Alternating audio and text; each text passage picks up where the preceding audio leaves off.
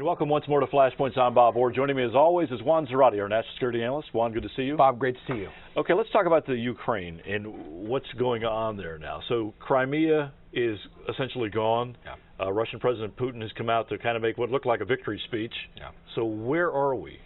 Well, certainly the Russian flag flies over Crimea now, and Russia is annexing Crimea after the referendum.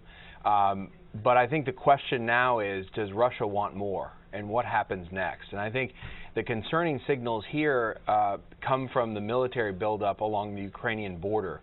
Concern all along, as you know, Bob, has been not just what happens in Crimea, but what happens potentially in eastern Ukraine, where you also have Russian-speaking, Russian-leaning communities.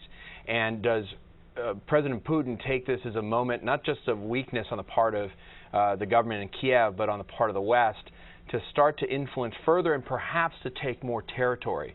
And again, as Secretary Kerry said, this starts to feel a little bit like 20th century geopolitics with the movement of forces and the taking of land. But that's really the consideration at this point with Russian troops at the border of Ukraine. And you have to ask, is Putin just playing for influence and pressure, or is he actually going for the jugular here? Now, Putin came out and expressly said, we're not interested in more territory, more annexation, Crimea, that's it. But then those are the words. Then the posture is big military buildup. Right. And David Martin, our Pentagon correspondent, says this looks a little ominous. It's more than twice as much as what Russia initially said it was going to do. Right, and I think with Russia at this point, you have to see what they do and not necessarily believe what they say. I think the reality here, and keep in mind that President Putin for a while before the referendum in Crimea was saying that Russian forces weren't even in Crimea, right? And so you have to discount what's coming out of Moscow officially and watch what's happening on the ground. And I think the ominous part here, in particular for the fragile government in Kiev, is, do you have Russia really being even more aggressive? And, you know, you have the troops at the border, but you also have the question of, is Russia going to undermine Ukrainian politics and society and governance moving forward? And, you know, the line here all along is that Putin and Russia are playing for influence in a volatile situation in Kiev.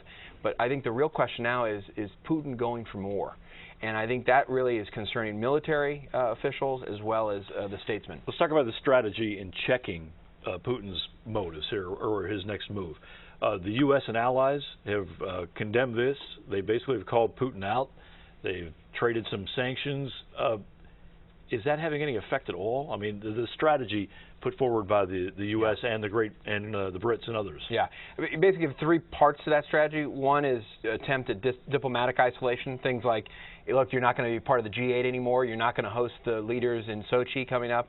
So there's diplomatic isolation, limited effect. You have economic sanctions and financial influence. That has started to ratchet up. You've seen the opening salvos of that, and I think it's going to start to hurt, but that's a longer-term venture. That's not going to roll back troops tomorrow or the next day.